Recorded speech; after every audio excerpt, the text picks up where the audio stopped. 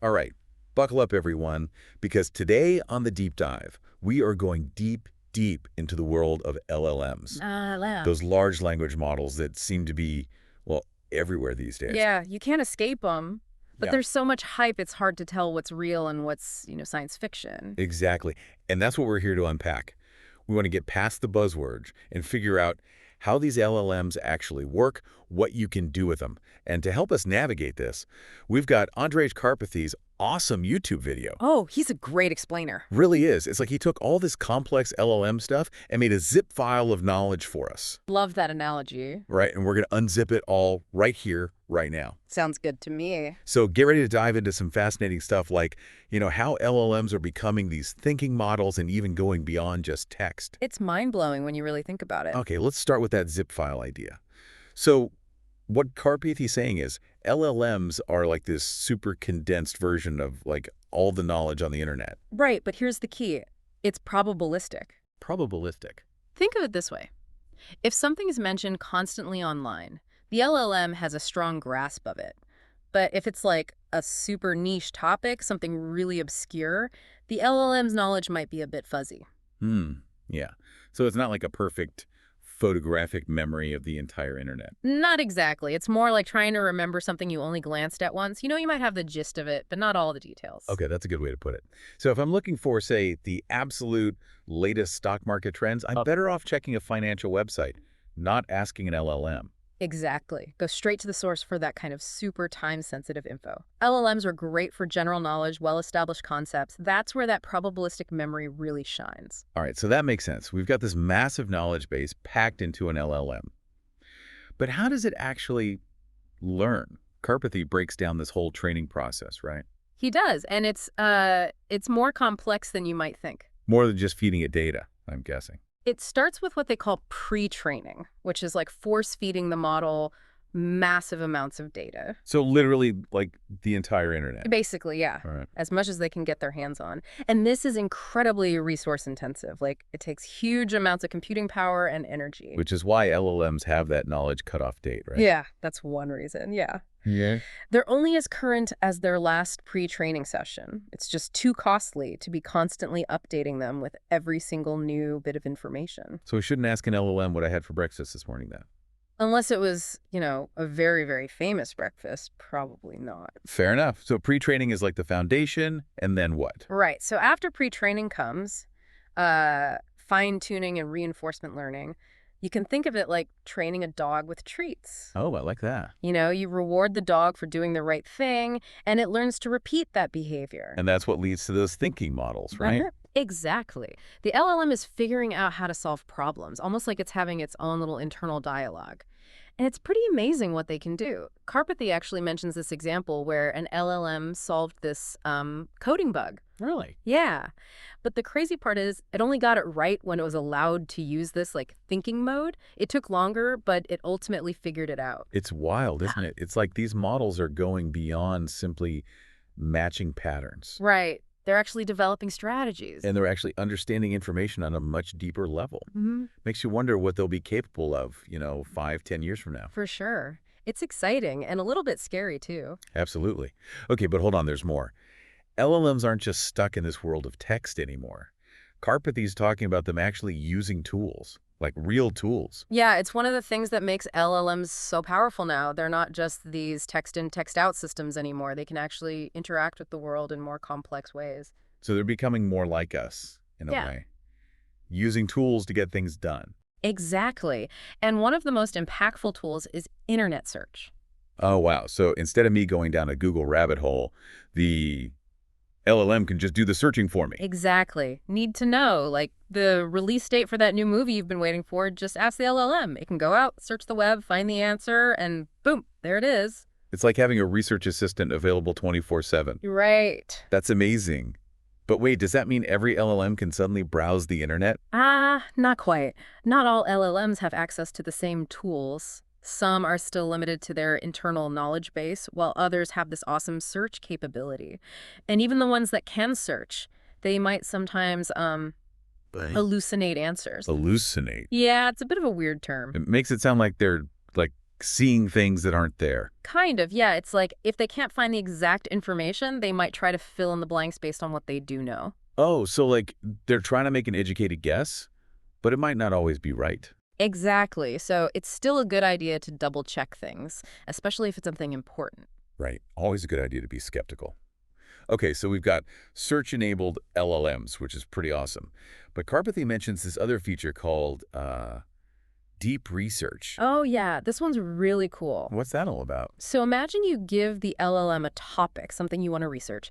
Instead of just giving you a quick summary, it spends like tens of minutes. Tens of minutes. Yeah, really digging deep, scouring the web, gathering information, synthesizing it all into this detailed report. So like it's writing a research paper just for me. Kind of. And get this, complete with citations. No way. That's wild. So I could use it to like explore complex topics, compare different viewpoints, or even get a quick overview of something I'm totally unfamiliar with. Exactly. And it's much faster than trying to do all that research yourself. This is blowing my mind. I can already think of like a million ways to use this. Yeah. But like with the internet search, we still need to watch out for those hallucinations, right? Definitely. It's best to treat these deep research reports as like a first draft. Always double check those sources, make sure the information is accurate, engage those critical thinking skills. Don't just blindly trust everything it spits out. Right. Makes sense. Okay, now this next part completely blew my mind.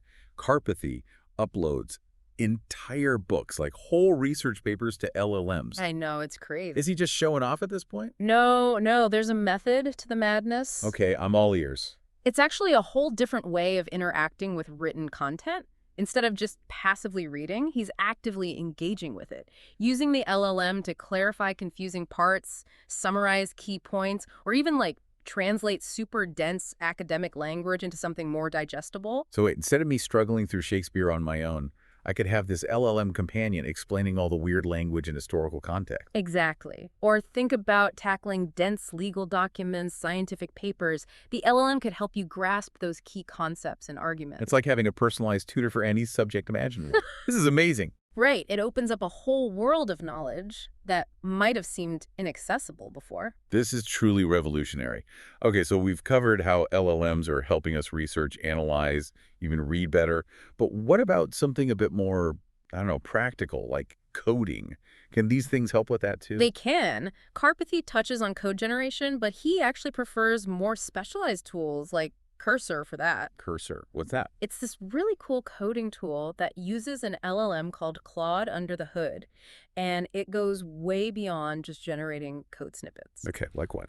It can write an edit code, set up entire projects, even add fun little things like sound effects and confetti. Sound effects. Yeah, I know, right? Confetti. Yeah, I know. Karpathy calls this vibe coding. Vibe code. Vibe coding, where you basically focus on those high-level instructions and the tool handles all those, nitty-gritty details. So it's like having this coding buddy who's always there to help, but also like make the whole process more enjoyable. Yeah, exactly. The LLM takes care of those tedious parts so you can focus on being creative and getting stuff done. This is all so fascinating.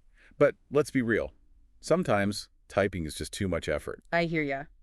Karpathy seems to agree, because he says that over half of his LLM interactions are actually through voice. He's all about that efficiency.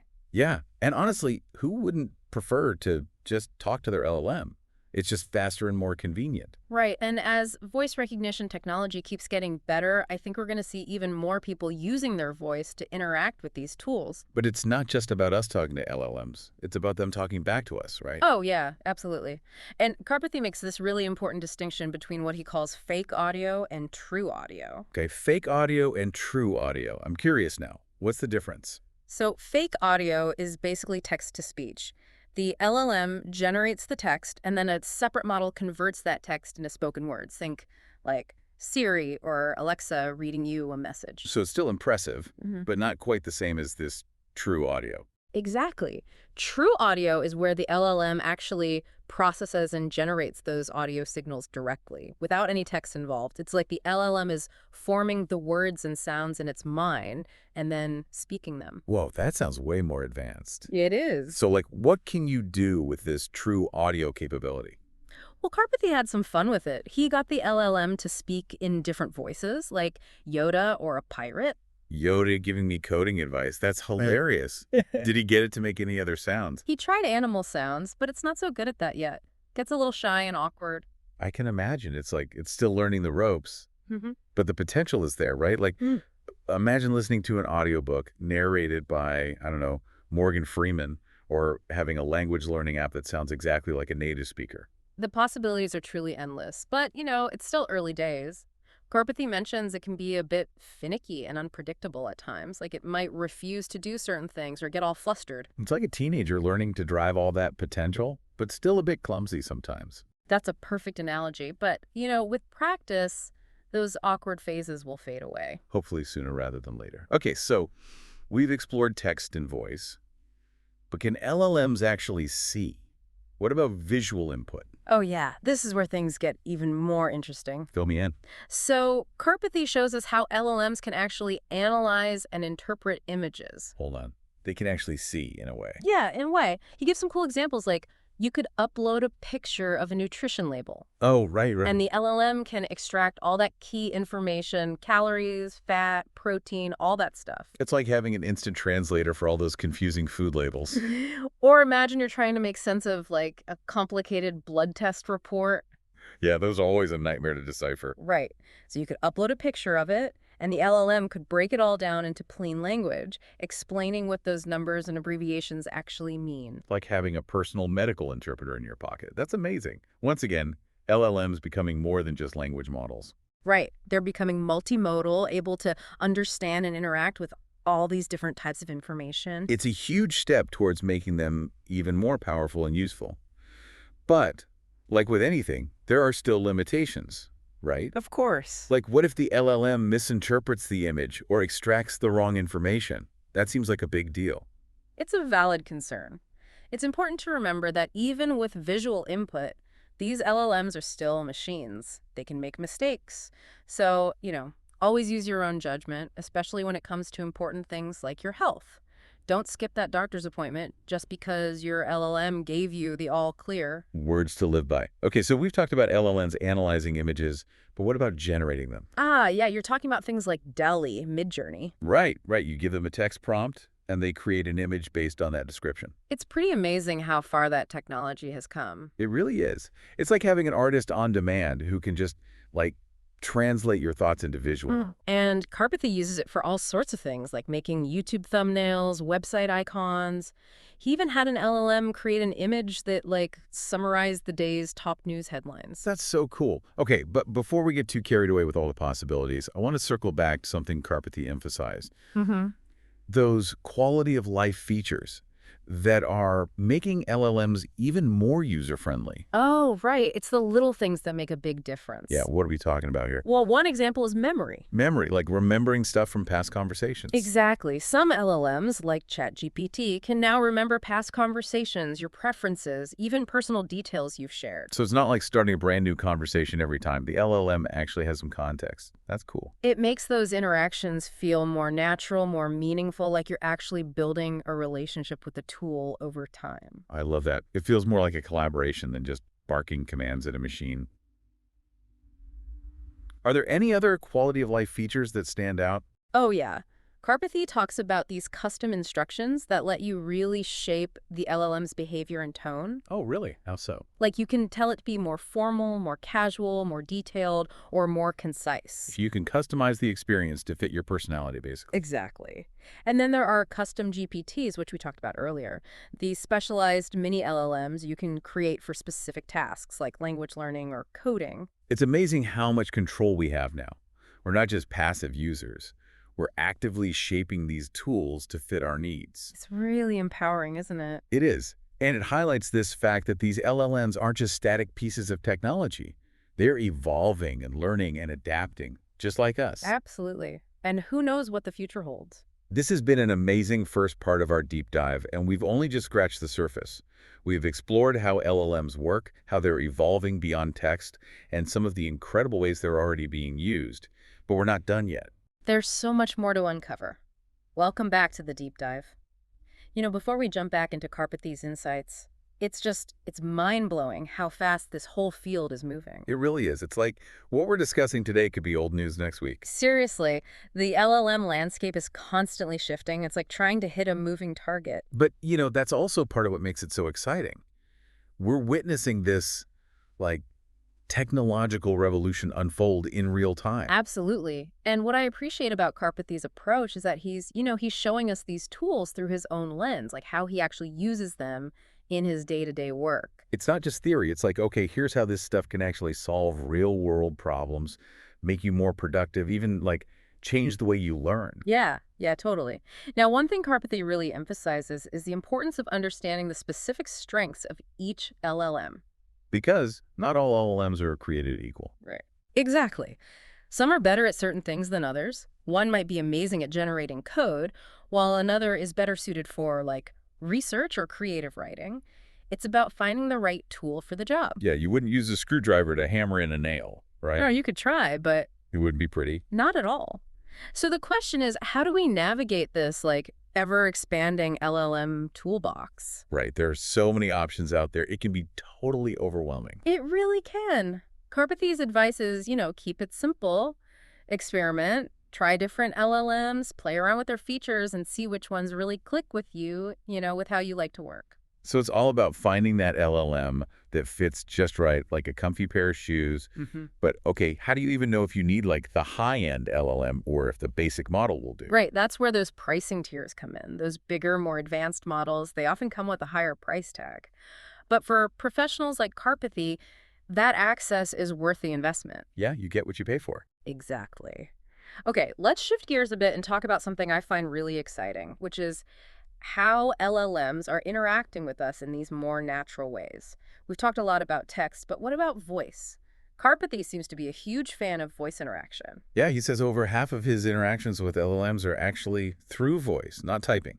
Which, honestly, I totally get. Sometimes I feel like I talk to my devices more than I talk to actual people. Seriously, though. It's just faster, more convenient. It is, and as voice recognition technology gets even better, I think we'll see even more people using their voice to interact with LLMs. But it's not just about us talking to LLMs, it's about them talking back to us. Right. And Karpathy draws this really interesting distinction between what he calls fake audio and true audio. Fake audio versus true audio. Okay, I'm intrigued. What's the difference? So fake audio is basically text-to-speech. The LLM generates the text, and then a separate model converts that text into spoken words. Think like Siri or Alexa, reading you a message. Okay, so it's still impressive, but not quite the same as this true audio. Right. True audio is where the LLM directly processes and generates those audio signals without any need for text in between. Wow, so it's like it's actually forming those words and sounds in its mind and then just speaking them. Yeah. That's wild. Yeah, it's a big step forward. So like what kind of things can you do with true audio? Karpathy shows some pretty fun examples, like he gets the LLM to speak in different voices, Yoda, a pirate. Yoda giving me life advice. I love it. He even tried animal sounds. Oh, did it work? Not so much. It's not very good at that yet. Gets a little shy and awkward, apparently. Oh, come on, little LLM. But, it just shows the potential, right? Like, imagine listening to an audiobook narrated by, I don't know, Morgan Freeman, or having a language learning app that sounds exactly like a native speaker. The possibilities are endless. They really are. But as with any new technology, there are some, kinks to work out. Karpathy mentions that it can be a bit finicky, a bit unpredictable. It might just refuse to do certain things or get flustered easily. It's like that teenager learning to drive. Ugh. Full of potential, but still a little clumsy. Yeah, exactly. But, with more practice, those awkward phases will pass. Okay, so we've explored text and voice interaction.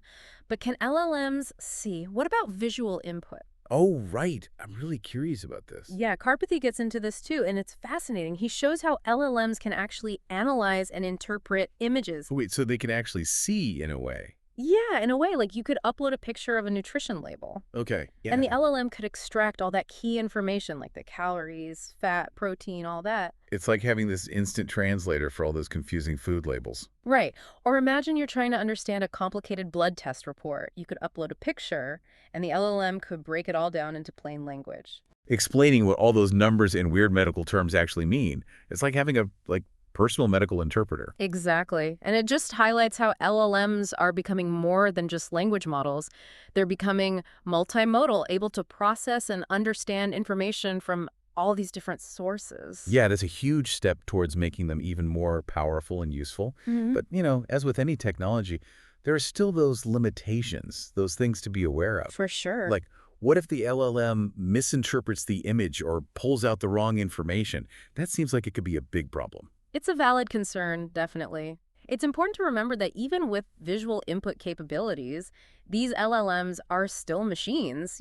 They can make mistakes. So always use your judgment, especially with important stuff like your health. Don't skip that doctor's appointment just because your LLM gave you the all clear. Good advice.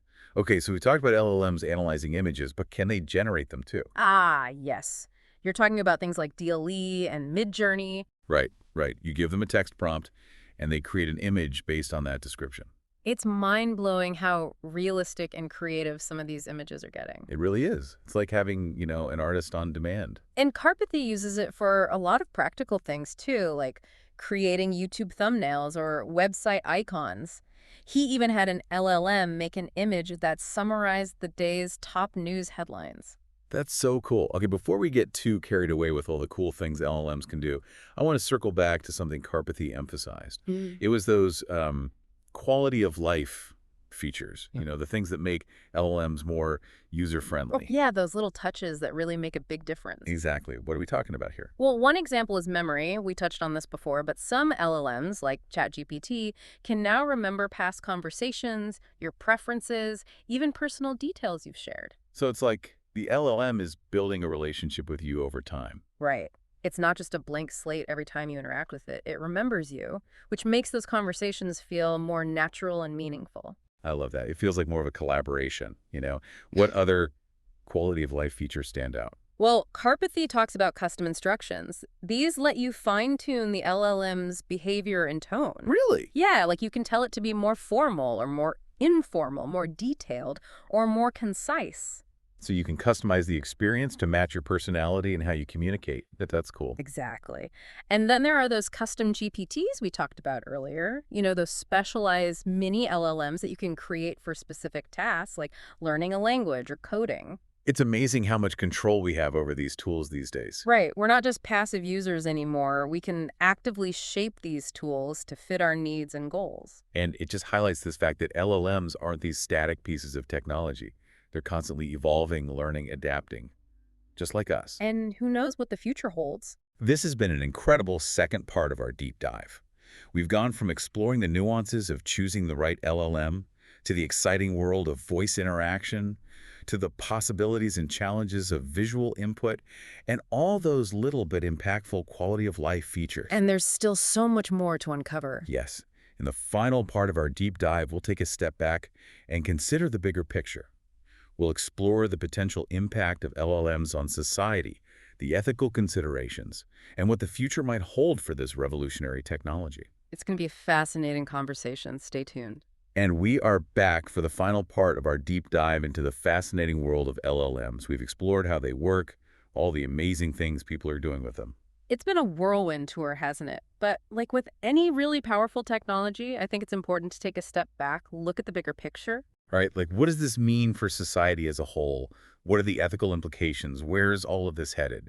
And thankfully, Karpathy doesn't shy away from these big questions. He really encourages us to think critically about the role LLMs are going to play, both in our lives and in the world. He reminds us that LLMs, at the end of the day, they're tools. And like any tool, they can be used for good or for, not so good things. But it all comes down to our intentions, right? Exactly. It's like, think of a hammer. You can use a hammer to build a house, or you can use a hammer to, cause harm. The hammer itself isn't good or bad. It's how we choose to use it. I like that analogy. Yeah. So with something as powerful as LLMs, those intentions become even more important. We really need to be thinking about both the potential benefits and the risks. Absolutely. So what are some of the things we should be considering as LLMs become more, integrated into our lives? Well, one of the big ones that comes up a lot is the potential impact on the job market. Yeah, right. If an LLM can write code and generate marketing copy and even create art, it's easy to imagine certain jobs becoming, obsolete. And it's a valid concern. It's something we need to be prepared for. But I think it's also important to remember that, historically, technological advancements often create new opportunities as well. Right. Think about, like, the invention of the car. It obviously disrupted the horse-drawn carriage industry, Big time. but it also created countless new jobs in manufacturing, transportation, all sorts of fields we probably couldn't have even imagined back then. Yeah, it's like this ripple effect. Hmm. So maybe instead of thinking about LLMs as a threat, we should think of them as a catalyst for change. I like that. It's not about being replaced by machines. It's about adapting and evolving alongside them. Exactly. And part of that adaptation involves education and training, Hmm. equipping people with the skills they're going to need to thrive in a world where LLMs are just, part of the landscape. Right. It's almost like learning a new language. Yeah. LLMs are becoming this new form of like technological communication. So we need to understand how to speak that language, how to leverage their capabilities. I love that analogy. It's not about fearing the future. It's about, embracing it. And that reminds me of something Karpathy said near the end of his video. Yeah. He left us with this really thought-provoking question. If LLMs can already generate code and images and audio and they have memory, what might the future hold? What's next? It really makes you think, doesn't it? I mean, we're talking about tools that can learn and adapt and create and, even remember things. So what happens when those capabilities just keep getting better and better? It's mind-blowing. And it underscores this idea that, we're really just at the beginning of this whole LLM journey. Who knows what incredible advancements and applications are just around the corner. It's an exciting time to be alive, that's for sure. And as we move forward, I think it's crucial that we keep having these conversations, that we think critically about the implications of this technology, and that we all work together to shape its development in a responsible and beneficial way. Absolutely. And that, my friend, is what the deep dive is all about. Taking these complex topics, breaking them down, and hopefully leaving you with a sense of, wonder and this desire to learn more. Knowledge is power. It really is. Yeah. But it's even more powerful. What's that? Sharing that knowledge, discussing it, debating it. So keep exploring, keep questioning, and keep diving deep into the world of LLMs and beyond. Couldn't have said it better myself. Until next time, happy learning, everyone.